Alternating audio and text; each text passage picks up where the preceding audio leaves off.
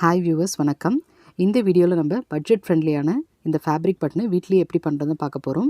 So இதை நம்ம வீட்லேயே பண்ண கற்றுக்கிட்டோம்னாக்கா நமக்கு எந்த கலர்ஸ் தேவைப்பட்டாலும் எந்த ஃபேப்ரிக் இருந்தாலும் நம்ம வீட்லேயே பண்ணிக்கலாம்.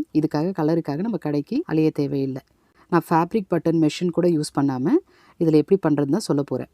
ஸோ இதுக்காக நான் 30 சைஸ் பட்டன் யூஸ் பண்ணியிருக்கேன். இதனுடைய லிங்க்கை நான் டிஸ்கிரிப்ஷன் பாக்ஸில் ஷேர் பண்ணுறேன், செக் பண்ணிக்கோங்க. ஸோ இந்த ஃபேப்ரிக் பட்டன் ஷெல்ஸை யூஸ் பண்ணியே நம்ம எப்படி ஈஸியாக ஃபேப்ரிக் பட்டன் பண்ண போகிறோன்னு இந்த வீடியோவில் பார்க்கலாம். இப்போ வீடியோக்குள்ளே போகலாம் வாங்க. நமக்கு எந்த ஃபேப்ரிக் தேவையோ அது 3 இன்ச் 3 இன்ச் ஸ்கொயரில் எடுத்துக்கோங்க. இது ஃபேப்ரிக் பட்டன் ஷெல்லுடைய மேல் பக்கம். இதை அப்படியே ட்ரா பண்ணிக்கலாம்.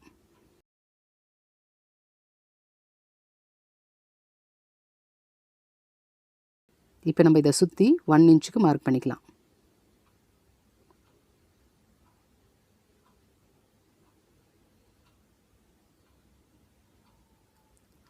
இது நான் 30 சைஸ் பட்டனுக்காக மார்க் பண்ணிகிட்ருக்கேன் 1 இன்ச்சுக்கு. இதே 40 சைஸாக இருந்துச்சுனாக்கா நீங்கள் 1.5 கூட எடுத்துக்கலாம். இப்போ இந்த ஃபேப்ரிக் பட்டன் ஷெல்லுடைய மேல் பக்கத்தை இப்படி வச்சு ஒரு த்ரெட் யூஸ் பண்ணி நம்ம கட்டிக்கலாம். நல்லா டைட்டாக கட்டிக்கங்க.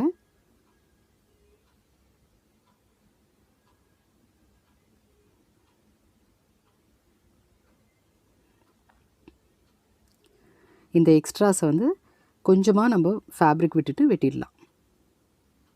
இதில் ஹாட் க்ளூ கன் யூஸ் பண்ணி கீழ்ப்பக்கத்தை ஒட்டிடலாம். ஸோ லைட்டாக லிட்டில் ப்ரெஸ் கொடுத்துக்கோங்க. நம்மளுடைய ஃபேப்ரிக் பட்டன் ரெடி ஆகிடுச்சு. இது நம்ம எந்த ஃபேப்ரிக்கில் வேணால், ப்ளவுஸ், ட்ரெஸ் எதில் வேணால் நம்ம வச்சுக்கலாம். ஸோ இதுக்கும் நான் ஹாட் க்ளூ கன் யூஸ் பண்ணி